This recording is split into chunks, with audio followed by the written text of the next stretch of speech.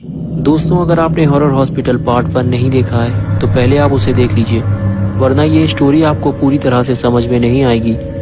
Link मैंने नीचे description में दे दिया है। गुल्ली और बुल्ली पीटर और जॉन को घर छोड़ने के बाद सीधे बाबा के पास पहुंचे। गुल्ली बाबा से हॉरर हॉस्पिटल के बारे में बताने लगा। बाबा ने कहा, हॉरर हॉस्पिटल के बारे में सुना तो मैंने भी है, लेकिन मैं कभी वहां गया नहीं हूँ। बुल्ली कहने लगा, चलो फिर तीनों लोग हॉस्पिटल चलते हैं। ये कहकर गुल्ली, बुल्ली और बाबा ये तीनों लोग हॉरर हॉस्पिटल की तरफ चल दिए।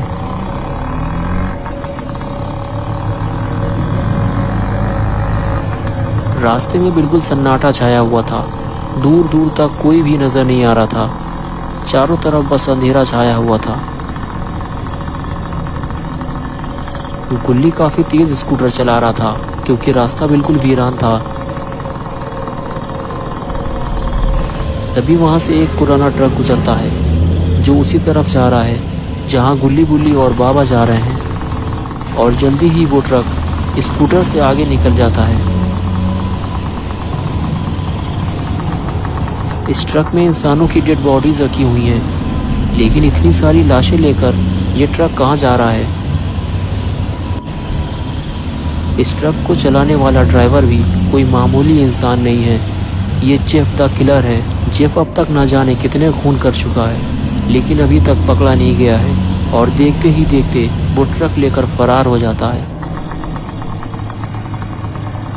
गुल्ली, बुल्ली और बाबा भी हॉस्पिटल पहुंच जाते हैं, और पहली बार बाबा ने इस हॉस्पिटल को अपनी आंखों से देखा है।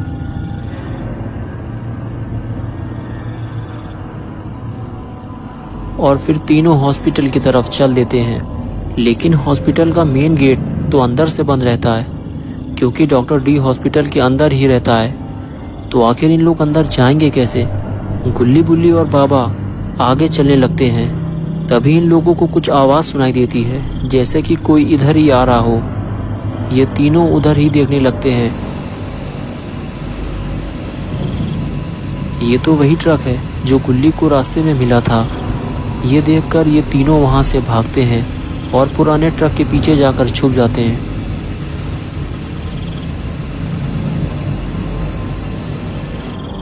और छुपकर ये देखते हैं कि जेफ द किलर हॉस्पिटल के अंदर जाएगा कैसे? गेट तो अंदर से बंद है।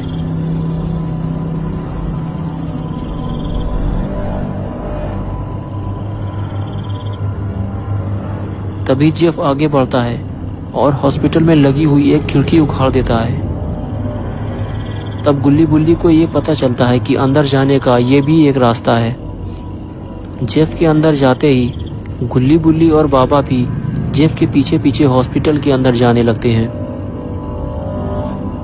लेकिन ये तीनों भी बहुत सावधानी से आगे बढ़ते हैं, कहीं कोई गड़बड़ ना हो जाए, क्योंकि अगर कोई गड़बड़ हुई तो इन लोगों के पास लड़ने के लिए कोई हथियार भी नहीं है।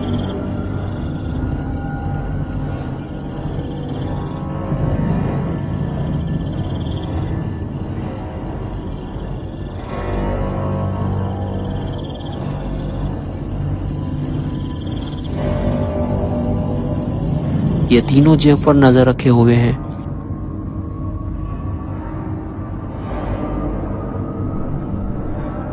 और जेफ डेड बॉडी को लेकर खींचते हुए अंदर जा रहा है।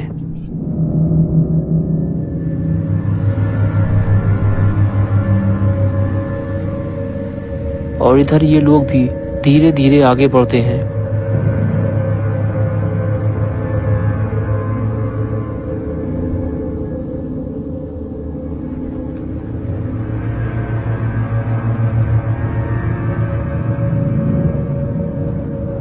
जिस कमरे में जेफ गया है ये तीनों भी वहां जा रहे हैं, लेकिन तभी बाल बाल बचे ये तीनों जेफ कमरे से बाहर आ रहा है।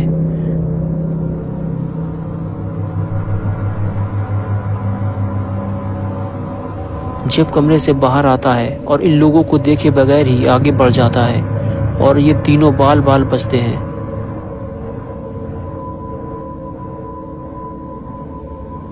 और फिर धीरे धीरे ये तीनों कमरे के अंदर जाने लगे।